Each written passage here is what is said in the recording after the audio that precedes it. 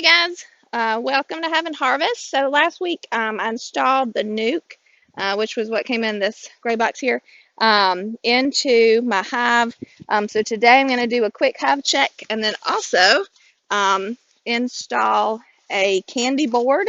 Once you install a new nuke, it comes with 5 frames full of brood and honey. And so what you're trying to do is get them to finish filling out at least 2 or 3 other frames with comb and either honey or brood. And once you get to that 70 to 80% full, that's when you can go ahead and put your super on, which is what you need in order to start making honey.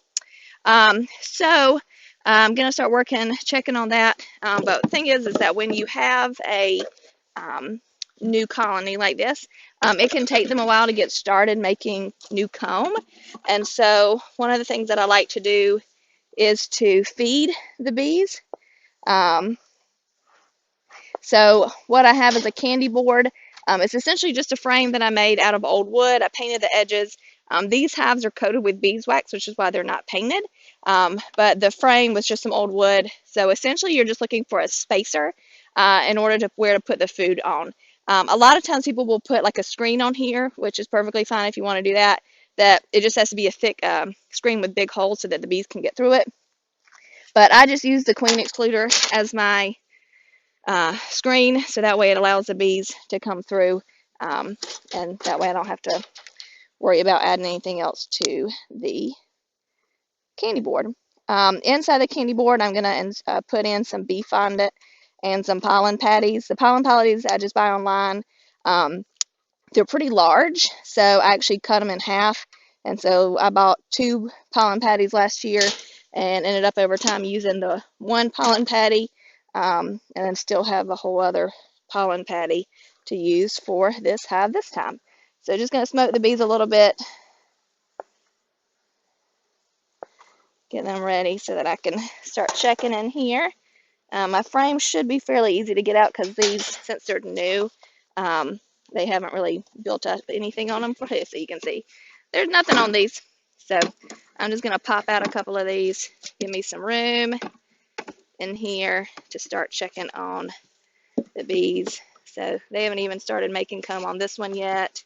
I did want to do a check here today for my queen. I did not see her last time when I installed the nuke, which isn't completely uncommon. It took me last time with my first colony, it took me several inspections before I finally found my queen. Once I found her, she was really easy to spot from that point forward for some reason. I don't know, it's just once you see her and know she's there, I guess, you just make it easy to spot her again. This frame looks to be largely honey. So,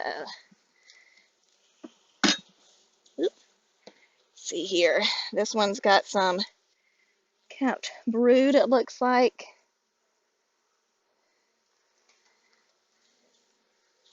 Got some larvae, that's good. That means I've definitely got a queen. It's in a good pattern, which is nice. That's one of the things I'm not really seeing in my swarm trap that I've been checking, is they've started producing eggs, but it's in a really weird pattern, which is a potential sign that I do not have a queen in there. I believe my queen, if I can locate her, should have a blue dot on her. They color them different colors based on the year that they were born. Still not seeing her, but got some good eggs and larvae, so definitely a good sign. Some capped brood, so definitely have bees at all different stages, which is great to see.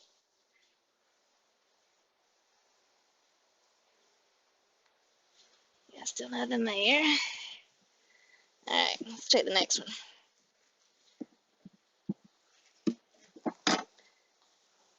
Ooh-wee. All right, come on, queen. I know I'm just missing her. But again, good brood, eggs, got everything at different stages. Oh, there she is. Finally found her. She's got a nice pretty blue dot on her, so wonderful. I don't know if you can see her up close, but she's walking around with a little blue dot, so there she is. So she looks great. But yeah, they've got great brood. Ooh, there we go. And I'll just check this last one real quick. Of course, I've already found the queen, so that's really what I was checking for, is just make sure she's doing well. Oh gosh, this one's definitely full of honey because it is heavy. All right, so you can see they haven't really started filling out comb so much on my frames. So that's kind of what I'm going to be doing today now that I've just done a quick check, make sure everything's good. I'm going to squeeze everything back in here. Make sure everything goes together really tight and nice, because if you leave too much space in between the frames, the comb will get really weird shaped, and they'll try to like bridge the frames together, and it creates kind of a mess. It's kind of what like I've got going on in the swarm trap for some reason. All right, so what I'm going to do is, now that the frames are all back in, bees are all good, I'm going to install my queen excluder. So this is just a frame. Normally this is what goes in between your brood box and your super to keep your queen from going up in your super and laying eggs where you really just want honey. So what I'm going to do is going to put my candy board on. And then what I've got here is my pollen patty. This is what I bought online. You can supposedly make pollen patties, but I've never gotten into that. But I do make my own bee fondant. Bee fondant is just pretty much a sugar that the bees can very easily digest. Last year I did sugar water, and it's pretty much 1 part sugar to 1 part water, that you dissolve the sugar in the water and then cool it down. But they were going through about a quart a day of sugar water, so I was having to come out a lot and replace it. But the fondant typically lasts me about a week. Fondant, you can easily Google it, find recipes online. It's essentially 4 parts sugar to 1 part water, and you cook that together until it gets to a soft ball stage. So you're boiling it till it gets to that soft ball stage, and then take it off the heat, let it cool a bit. Then you're going to add in a 1/4 teaspoon of vinegar for every pound of sugar.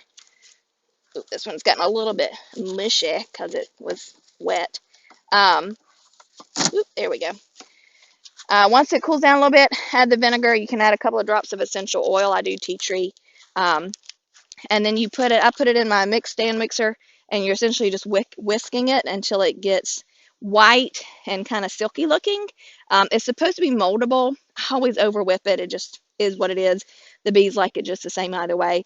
And I put it in an aluminum pie pan, let it solidify, and then I've always bring one on out to the bees, put one in the freezer, and then you have another pollen patty, another thing of beef on it.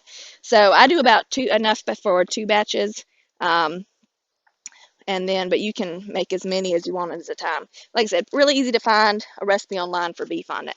So there you go. So the hive's doing well. They just have not really started making comb yet. So I'm hoping that the pollen patty and the beef on it will really kickstart that, so I can add my super before too long. I'm going to go ahead and add on my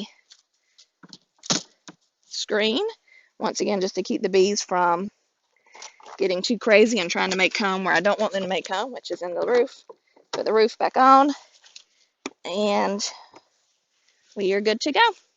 And there you go. So just check the hive for the new nuke, and then also added a candy board with some beef on it and a pollen patty. Thanks, guys.